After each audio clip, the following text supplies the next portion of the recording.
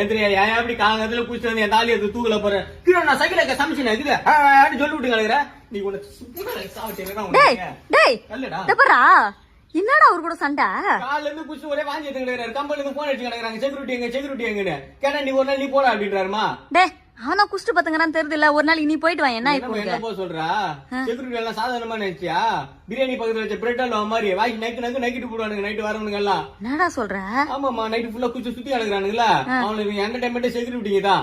ஆமா 4 பேர் நின்னுக்கோனுங்க அங்கங்க இருந்து நாய் மாரி கொலைக்கிறது கழுத்து கடிக்கிறது போன் பிடிங்க ஓடுறது கூலி பாஞ்சு கேட்டு போச்சு சித்திரவதை பண்றது ஒவ்வொரு டிஃபரன்ஸ் கிருஷ்ணா சுத்தி கொச்சிடறானுங்களா